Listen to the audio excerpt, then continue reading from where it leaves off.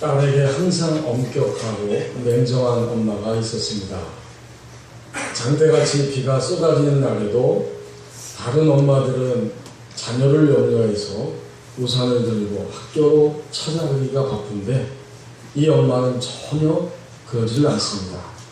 혹시 바쁜 일이 있는 것일까? 아닙니다. 그 비를 다 맞고 집으로 들어와서 보니까 엄마는 아무 일 없었다는 듯이 그냥 그 딸을 맞이하고 아무 말도 하지 않습니다. 훗날에 성인이 되어서 이 딸이 엄마에게 어린 시절 이야기를 기억하면서 물어보았습니다. 그 장대비가 쏟아지는 그날 왜 계속해서 그렇게 하셨냐고. 다 너를 강하게 키우기 위해서 그런 거야. 이 딸은 너무 어이가 없었습니다. 내가 죽어온 아이는 아닌가? 또는 아들이 아니라고 차별되고 한 것은 아닌가? 평생 동안에 그 가슴을 아프게 했던 멍울이 아직도 남아있는데 고작 이유가 나를 강하게 키우기 위해서라니 도저히 이해할 수가 없습니다. 이번에는 아들에 대한 이야기가 있습니다. 초등학교 2학년 선생님이 아이들을 가르치는데 유독히 한 아이가 매일 꾸벅꾸벅 수업 시간에 오자마자 갈 때까지 조는 거예요. 저희가 왜 저럴까 너무 신경이 쓰였습니다. 그래서 아이를 붙잡고 이유를 물어봤더니 매일 밤 자기 집 앞에 있는 산을 우통을 벗고 뛰어오르면서 운동을 하고 집에 와서 잠을 잔다는 거예요. 깜짝 놀랐습니다. 얘가 무슨 영화를 보았는가, 그걸 흉내내느라고 이러는 것인가. 그 이후에도 이 아이의 수업 태도가 전혀 바뀌지 않으니까 이제 이 초등학교 1학년 선생님은 부모 면담을 요청했습니다. 교무실로 학부형이 찾아왔어요. 아빠에게 그 아이의 이야기를 하면서 사실이냐고 되물었습니다. 아빠의 대답. 사내 놈은 어릴 때부터 강하게 키워야 합니다. 그래서 자기가 이렇게 하는 것이고 이것이 뭐 잘못되었습니까? 라고 오히려 되묻고 있었습니다.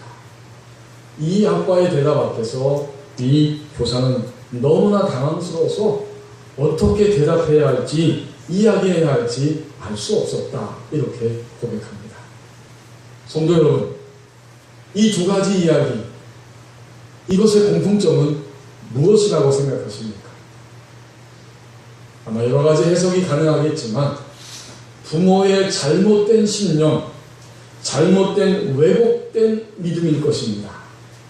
부모는 중심으로 자녀를 다 사랑합니다. 그러나 잘못된 신념, 왜곡된 믿음을 통해서 나오는 행동이 있다면 오히려 내 자녀의 가슴에 상처를 주고 일평생 동안 씻을 수 없는 고통을 안겨줄 수 있습니다. 하나님이 오늘 주신 말씀을 보십시오. 온전한 믿음이 무엇인가에 대해서 우리에게 보여주시기를 원하십니다. 그 어느 때보다도 혼란이 많고 가슴 아픈 사연이 많은 이 지구촌과 특별히 우리 이 대한민국 땅, 이 땅에 사는 우리에게 오늘 온전한 믿음의 길이 과연 무엇이냐, 그것에 대해서 보여주기를 원하십니다. 오늘을 사는 믿음, 그것이 무엇일까? 10절 말씀을 보면 믿음은 주도권 싸움이라고 우리에게 분명히 가르쳐줍니다. 의인이 득이하는 시대, 의인이 왕이 되어서 통치하는 시대도 있다. 반면에 악인이 벌떡 일어나서 악인이 사람들을 통치하고 다스리는 시대도 있다. 이 주도권 싸움이지. 그리고 누가 주도권을 갖는가에 의해서 나타나는 결과는 당연히 너무나 판이하게 다릅니다. 여러분이 익히 알고 계시는 알렉산더, 마게도니아의 알렉산더 대왕은 20세의 왕이 되어서 13년 동안 그리스와 페르시아 그리고 인도까지 이르는 대제국을 건설했습니다. 그는 자기가 정복하는 그 지역마다 도시를 건설해서 동서가 교통하게 만들고 또 문화를 통해서 융성하게 도시를 만들었다고 알려져 있습니다.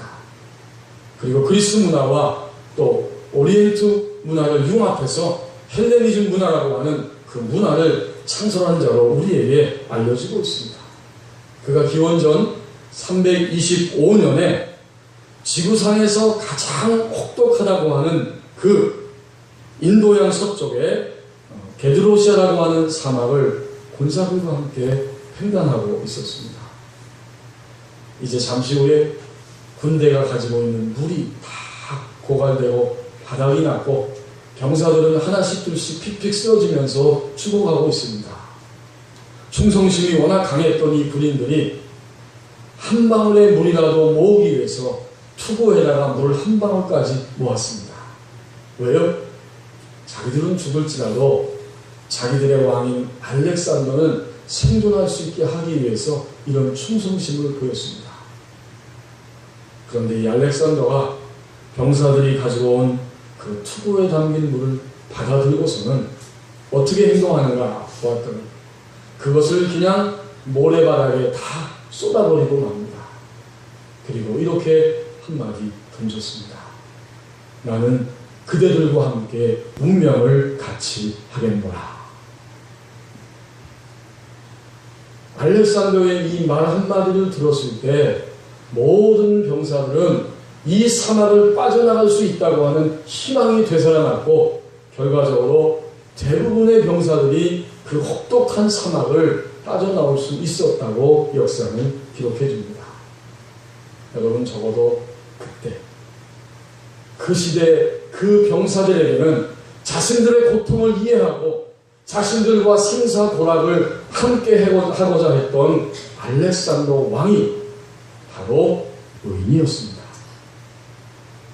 요새 이순신 장군을 주인공으로 하는 명랑 그 영화가 인기가 많다고 그러죠? 저도 아직 못 봤는데 보고 싶습니다. 저 문산에 영화관이 개장했다는데 거기서 보든지 한번 보고 싶습니다. 왜 사람들이 이순신 장군을 그토록 다시 한번 되새기면서 그리워할까?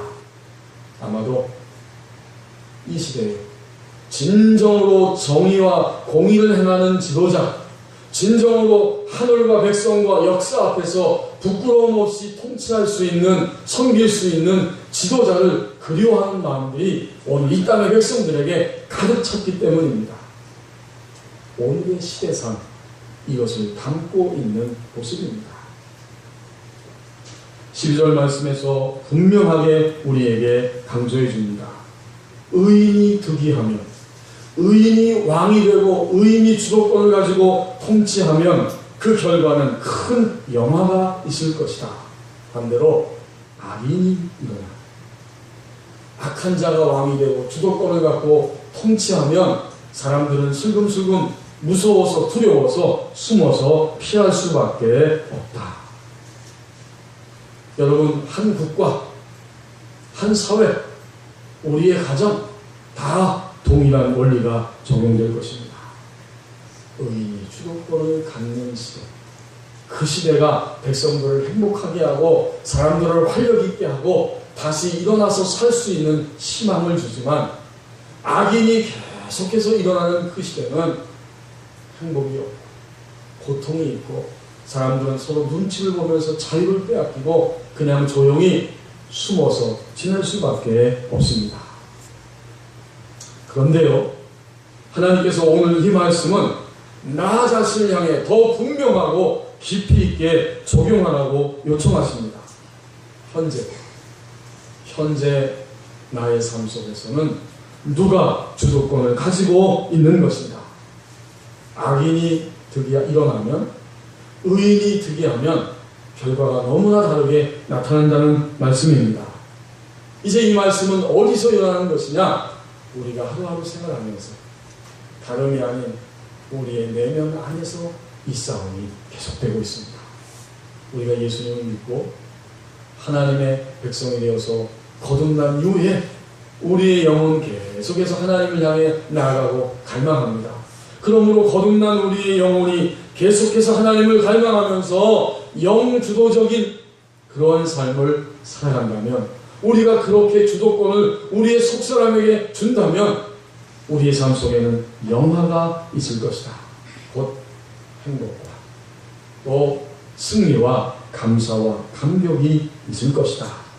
그러나 반대로 악인이 우리 마음에 득세합니다. 이게 뭘까요? 여전히 타락한 우리의 육신의 본성과 또 우리가 살면서 습관과 지식과 경험을 통해 형성된 나의 지정의의 차원에서만 머물러서 우리가 살아갈 때 어떻습니까? 우리의 삶은 기분 나쁘면 기분 나쁜 것이고 고통이 오면 고통스러운 것이고 화가 나면 화가 나는 것이고 내가 손해보진 일이 생기면 손해보지 않기 위해서 엄청나게 물어뜯고 싸우는 이런 현실입니다. 이렇게 여전히 육체 중심, 겉사람 주도적인 삶을 살아간다면 그것이 오늘 여기서 말씀하고 있는 우리의 내면 안에서 악이 일어난다 하는 말씀의 의미입니다. 그렇게 되면 어떻게 돼요? 사람들이 숨는다. 내 안에 자유의 영역이 점점 좁아지고 자유를 빼앗기게 되고 움츠리게 되면서 밑으로 떨어진다는 말씀입니다. 그때 우리의 육신은 더 크게 기승을 부릴 것입니다. 우리의 마음에는 시기와 질투와 교만과 욕망과 끊임없는 고통스러운 이런 감정과 생각들이 우리의 마음을 사로잡게 될 것입니다. 그러니까 여러분 오늘 이 12절 말씀은 그 의미가 우리에게 분명하게 다가옵니다. 오늘 내 내면 안에서 예수님을 믿고 난 이후에 누가 주도권을 가지고 살아갑니다. 만약 지금 전쟁이 일어났다고 상상해 보십시오. 먹을 것이 아무것도 없습니다. 먹을 것이라고 하면 단 주먹밥 한 개밖에 없는데 아빠와 아들이 지하에 숨어 있는데 거기에 주먹밥이 딱 한 개가 있습니다. 어떤 행동이 나올까요? 여러분이 과거에 보았던 개콘에 나오는 것처럼 아빠와 아들이 서로 주먹밥 한 개 먹으려고 애를 쓰는 이런 행동을 할지도 모릅니다. 그러나 정상적이라고 하면 아빠는 그 주먹밥을 발견하자마자 아들에게 당장에 빨리 먹으라고 어서 먹고 이 굶주림을 면해야 된다고 그렇게 말할 것입니다. 이것이 성숙한 어른의 모습입니다. 만약 우리가 영주도적 인간이 된다. 겉사람이 아니라 속사람 주도적 인간이 계속해서 되어진다면 이 성숙한 자의 모습을 가지고 우리 인생을 살아가게 될 것입니다. 반대로 겉사람, 여전히 본능과 지정의의 차원에서 머물러서 그 겉사람 주도적 인간으로 산다면 우리는 끊임없이 어린아이와 같은 이런 행동에서 고통에서 결코 벗어나기 어렵습니다. 그래서 일찍이 사도 바울은 자신의 신앙을 간증하고 고백하기를 고린도전서 13장 11절 말씀에서 내가 이런 자였고 지금은 이런 자라고 그렇게 자기의 신앙을 간증하고 있지 않습니까? 내가 어렸을 때에는 말하는 것이 어린아이와 같고 깨닫는 것이 어린아이와 같고 생각하는 것이 어린아이와 같다. 장성한 사람이 되어서는 어린아이의 일을 버렸노라. 바울의 간증이에요. 내가 어린아이와 같을 때, 어렸을 때, 이건 뭐예요? 바로 악인이 내 안에서 계속해서 일어나서 주도하고 있는 상태입니다. 그러나 어린아이였을 때, 그때를 벗어나서 이제 장성한 자가 되었다. 이 말은 우리 안에 영주도적 인간이 되어졌다. 이런 말씀이죠. 한 사람, 한 그리스도인이 주님을 믿고 난 다음에 이렇게 주도권 싸움에서 승리할 수 있고 주도권이 바뀌어졌다고 하는 놀라운 고백입니다. 이제 여러분 오늘 우리 자신을 생각해 보십시오. 우리의 주도권은 지금 어디에 있습니까? 누가 우리 내면 안에서 주도권을 가지고 지금 분주하게 움직이고 있습니까? 지난 목요일날 오전 제가 교회에 있는데 8구역에서 부역예배하러 교회에 오셨더라고요. 권사님 3분, 또 집사님 3분이 부역예배 하시려고 들어오셔서 이 지하에 좀 교육관에 오셨어요.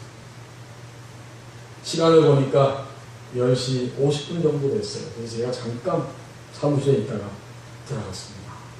아직 한 분이 도착을 안 했다는 거예요. 11시부터니까. 그런데 그 가운데 집사님 두 분을 위해서 기도하라고 하는 마음을 하나님이 사실은 입구에 들어올 때부터 제 마음을 툭툭툭 치셨습니다. 그래서 제가 들어간 거예요. 한 분 집사님은 양쪽 눈이 다 안 보이는 상태입니다. 한쪽은 완전히 안 보이고 한쪽도 시력을 거의 다 잃어가고 거의 안 보인다 그래요.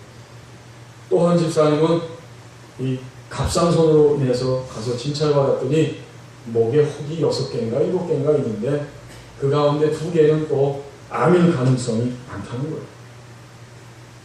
그래서 조직검사를 하고 지금 결과를 기다리고 있는 중입니다. 그래서 그 자리에 가서 함께 합심해서 기도했습니다. 하나님께서 이분들을 긍휼히 여겨달라. 나사렛 예수 그리스도의 이름으로 이 질병은 떠나가고 치유되어질지어다 라고 선포하며 간절히 기도했습니다.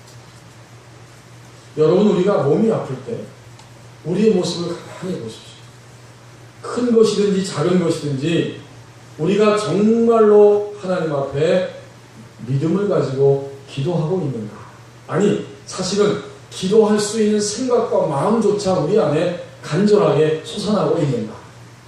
당연히 여러분 병원에 가셔야 되죠. 의사도 약도 병원도 하나님이 주신 것이기 때문에 우리는 당연히 병원에 가야 됩니다. 모두 예 없이 병원에 가셔야 돼요. 가서 진찰을 받고 약도 처방받고 의사의 처방대로 우리는 잘 따라가야 됩니다. 그러나 여기까지만 한다면 이것은 대단히 유감스러운 일입니다. 우리의 믿음은 여기까지가 아닙니다.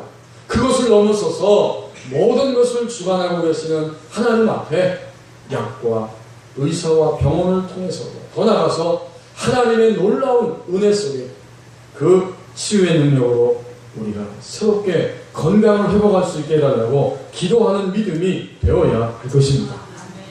이게 뭘까요? 이것은 주도권 싸움입니다. 우리의 겉사람은요, 우리의 지정인은, 우리의 본능은 약과 병원과 의사만을 생각합니다. 그러나 우리의 속사람은, 우리의 영은 약과 병원과 의사를 생각하는 것과 더불어서 하나님께서 치유하시기를 믿음을 가지고 진정으로 간구하며 의지하는 마음이 솟아나게 만듭니다. 큰 병이든 작은 병이든 우리는 매 순간 매일매일 주님께 의지하면서 기도하는 자가 될 때 우리는 주도권 싸움에서 점점 승리하기 시작합니다. 여러분, 어디 질병뿐이겠어요? 병이 낫는다 안 낫는다는 것은 하나님의 손에 있기 때문에 우리는 믿음으로 기도하는 것이요. 또 매사에 우리 생활 전체가 이렇습니다. 현재 여러분이 답답하고 고통스럽고 힘들다고 하는 이야기를 저는 듣고 있습니다.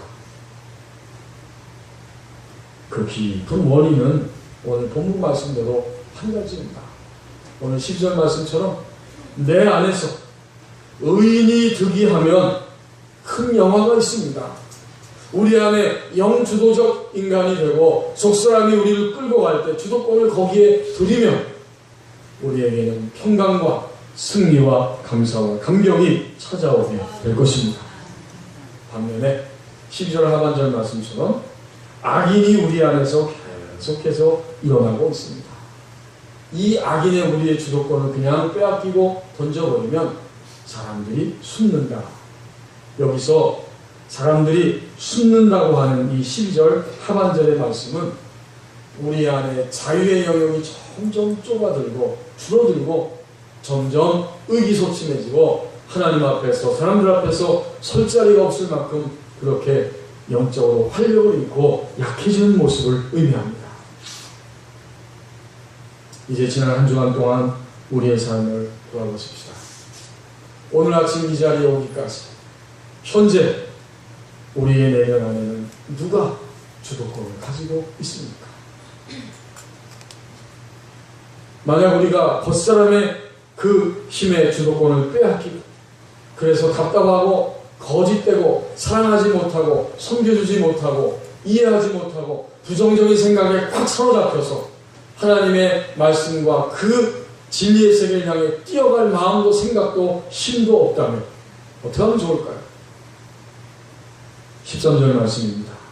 우리가 그렇게 주도권을 빼앗기고 살았다면 13절에서 말씀해 주십니다. 자기의 죄를 숨기는 자는 형통하지 못하나 죄를 자복하고 버리는 자는 불쌍히 여김을 받으리라. 그렇군요. 우리가 주도권을 빼앗겼다고 주님 앞에 회개하는 자리에 있어야 합니다. 여러분, 회개는 세 가지 단계가 있습니다. 그렇죠? 먼저 내가 잘못했다는 것을, 잘못했다는 것을 알고 인정하는 게 회개의 첫 걸음이에요. 나는 아무 잘못도 없는데 저 사람 왜 저래? 나는 아무런 잘못도 안 했는데 저 사람이 왜 나를 이렇게 돼? 이건 회개가 아니에요. 내가 뭘 잘못했는지를 인지하고 인정하는 것이 회개의 첫걸음입니다. 그러니까 하나님 앞에서도 마찬가지죠. 내가 여전히 겉사람 주도적 삶을 살았다고 하는 그것을 인정하고 인식하는 것입니다. 두 번째는 정적인 차원으로서 그냥 인정하는 것뿐만 아니라 애통해하고 통회하며 하나님 앞에 그렇게 진정으로 우리의 중심을 드리는 그런 시간이 있어야 합니다. 뻔뻔하게 여전히 잘못했다고 말로만 하는 이런 것이 아니라 내 가슴 속에서 애통할 수 있는 이런 중심이 일어나게 됩니다. 그러면 세 번째는 뭘까요? 의지적으로 결단합니다. 나는 결코 이 일을 반복하지 아니하였다. 이렇게 인정하고 애통해하고 결단합니다. 그 다음에 중요한 것이 있습니다. 이제 다시는 그것을 반복하지 않는 삶으로 점점 나가는 겁니다. 그래서 13절 하반절에 보면 크게 그렇게 두 단계를 말하죠. 죄를 자복하는 것으로 지정의 단계가 있고, 그 다음에 뭐예요? 버리는 자는 불쌍히 여김을 받으리라. 분명히 구분해 놨습니다. 죄를 자복하는 것, 이것은 지정의 단계입니다. 그 다음에는 완전히 버리고 끊어내는 자리까지 점점 갈 때 그러한 사람은 불쌍히 여김을 받으리라. 반복하지 아니하고 드디어 버릴 때 하나님께서 우리를 불쌍히 여겨주십니다. 이제 14절 말씀을 보십시오. 그런데 우리의 삶은 이런 정도의 차원이 아닙니다. 예수님은 믿음의 삶 속에서 회개하는 자는 회개에 합당한 열매를 맺어야 된다고 말씀하셨어요. 회개에 합당한 열매를 맺는 자는 자복하고 더 나아가서 그것을 끊어버릴 뿐만 아니라 이제 점점 14절 말씀에 보면 하나님을 경외하는 자리로 올라오게 됩니다. 이게 회개에 합당한 열매를 맺는 자의 모습입니다. 항상 경외하는 자는 복되거니와. 그렇죠. 우리가 회개하고 결단하고 버린다면 우리는 점점 겉사람 주도적 삶에서 영주도적 삶의 자리로 올라오게 되는데, 그것이 바로 점점 항상 여호와를 경외하는 자리입니다. 경외하는 것, 이것은 무서워하는 이런 이야기가 아니죠. 하나님을 진정으로 두려워하는 거룩한 두려움입니다. 하나님을 우리 삶 속에서 진정으로 의식하고 그 거룩한 두려움에 사로잡혀서 점점 영주도적 인간의 삶을 살아가는 것, 그런 사람이 복되다. 성경은 단순하고 분명하게 말합니다. 그렇게 사는 것만이 하나님 앞에 가치가 있고 그것만이 진정으로 복되다. 이제 우리 자신의 한번 분량을 생각해 보십시오. 우리가 하나님을 경외하는 분량이 얼마만큼 됩니까? 예수님을 믿고 나서 지금까지 수년, 10년, 20년 그렇게 살아왔는데 내가 나를 볼 때에 몇 퍼센트 정도가 지금 하나님을 경외하는 무게중심으로 가고 있습니까? 30%? 괜찮습니다. 좀 더 발전하면 40%? 그리고 50%가 되면 영과 육의 싸움이 우리 안에서 아주 치열하게 전개됩니다. 서로 주도권을 빼앗기지 않기 위해서 의인이 득세하고 악인이 일어나는 이 치열한 싸움이 언젠가 우리 내면 안에서 아주 극렬하게 나타날 때가 분명히 찾아옵니다. 그때는 이것이 50% 비슷한 거예요. 이제 넘어서기 시작합니다. 하나님을 경외하는 영주도적 인간의 삶을 살아가는 것이 점점 우세해지면서 60%, 70%, 80% 그리고 저와 여러분이 이 땅을 떠나서 숨을 거두고 하나님 앞에 가게 될 때 아마도 그때쯤이면 제대로 우리가 그 길을 갔다면 한 90% 거의 90% 가까이는 100%는 우리가 완전할 수는 없죠. 90% 정도까지는 영주도적 인간으로 주도권이 바뀌어져서 하나님의 품에 안기게 될 것입니다. 하나님이 우리를 그렇게 축복하신 거예요. 예수 그리스도를 통해서 보여주신 인간의 삶은 거기까지 갈 수 있다는 겁니다. 항상 경외하는 자는 복되도다. 경외하는 삶. 이것은 특별히 잠언서에서 그토록 우리에게 주고 싶어하는 지혜입니다. 하나님이 보실 때 무엇이 지혜이냐? 성경이 말하는 지혜는 인간의 판단과는 전혀 다릅니다. 그가 어떤 인생을 샀는지 항상 하나님을 경외하는 자가 되는 것, 이것이 진정한 지혜입니다.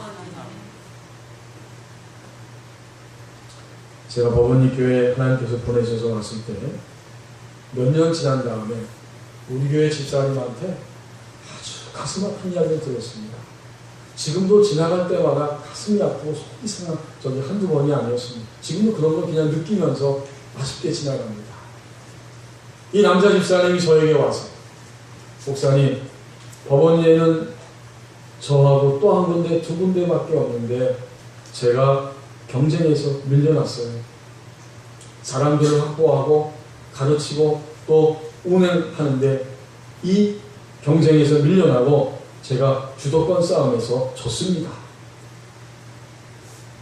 얼마나 마음이 아프고 속이 상한지 그 말 듣는데, 그리고는 얼마 있다가 그 성도 그분이 그냥 어떻게 인사도 없고 서로 말도 없고 그렇게 하다가 그만 법원리를 떠나고 이사하고 말았습니다. 여러분 아시죠? 법원리에 볼링장이 2개인데 이제 하나밖에 없다는 거. 저는 그때 그분의 그 얼굴을 잊을 수가 없어요. 제가 싸움에서 졌습니다. 주도권 싸움에서 밀렸습니다. 여러분, 하나님을 믿는 우리의 삶은 무엇입니까? 믿음은 주도권 싸움이라고 말씀하십니다. 우리 안에 예수님 믿고 난 다음에 계속해서 의인이 일어납니다. 성령께서 우리의 영을 새롭게 하시고 영주도적 인간이 되도록 우리를 이끌어 가십니다. 그때 우리는 주도권을 드리면 드릴수록 큰 영화가 찾아옵니다. 반면에 옛사람의 모습, 여전히 육신의 본성과 끊임없이 지정의 차원에서만 머물러 있는 육신 주도적 인간, 이것을 성경은 악이라고 이야기합니다. 이 악인이 우리 안에 일어날 때 거기에다 주도권을 척 뺏기고 넘겨버리면 우리는 숨어버립니다. 자유의 영역이 줄어들고 마침내 의기소침하고 밑으로 떨어져서 살 수밖에 없습니다. 이제 우리는 어떻게 하면 좋을까요? 그때는 하나님 앞에 회개하고 반복적인 죄를 끊어버리고 하나님 앞에 불쌍히 여김을 얻어야 할 것입니다. 더 나아가서 항상 경외하는 그 복된 자리까지 올라가야 할 것입니다. 믿음의 주도권 싸움에서 승리해야 합니다라는 사실을 알고 사는 것, 이것이 바로 오늘의 믿음입니다. 기도하겠습니다.